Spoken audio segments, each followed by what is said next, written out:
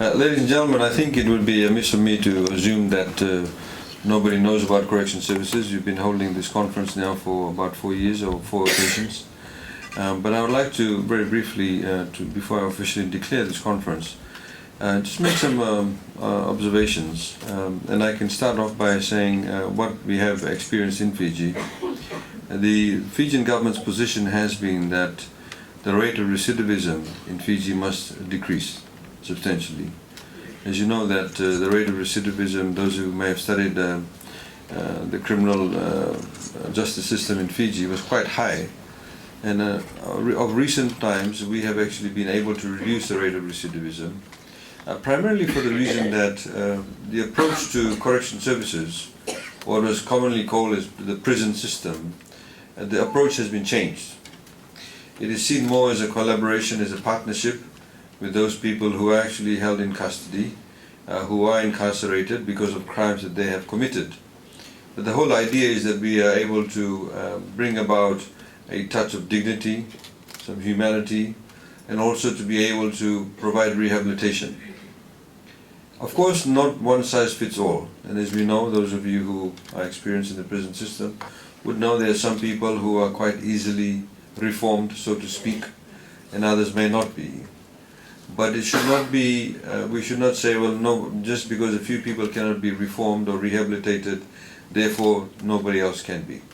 So the idea is to be able to distinguish between those who are more receptive to these types of approaches as opposed to those who aren't. The trick, of course, is, and you obviously know better than I do, is how do you manage that, and how do you actually discern that, how do you manage it, and then what is the result of it at the end of the day. The Fijian government is very much keen through such conferences to have a regional based approach to many of the issues that we do face.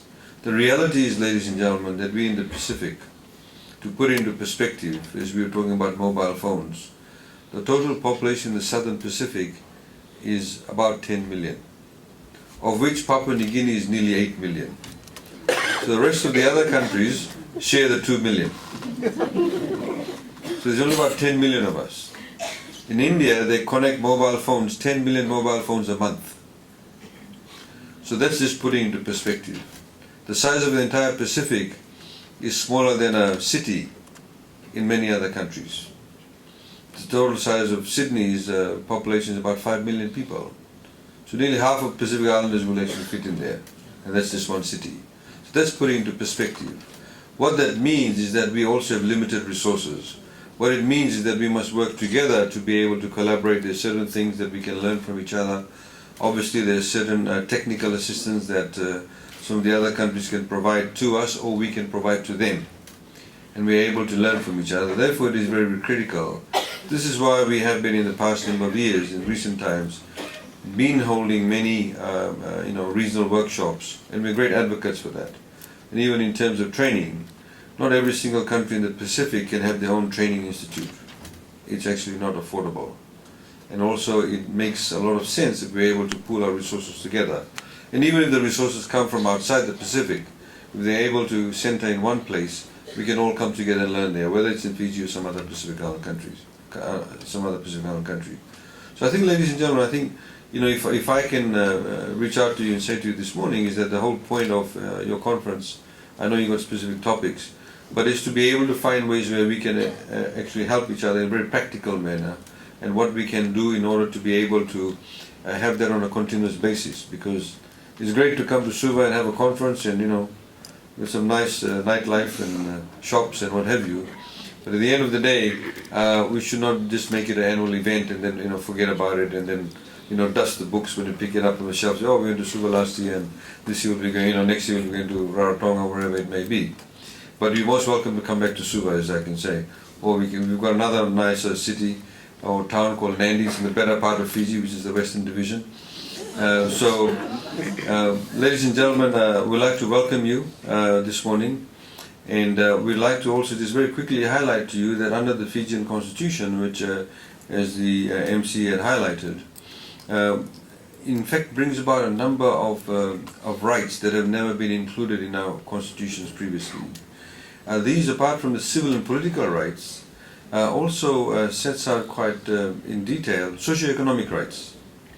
And these rights are actually justiciable. In other words, you can actually have those rights enforced against the state.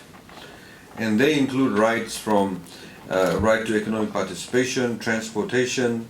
People have the freedom in Fiji to be free from hunger, have access to housing, have access to environmental rights. A number of rights have been highlighted, and these are all justiciable.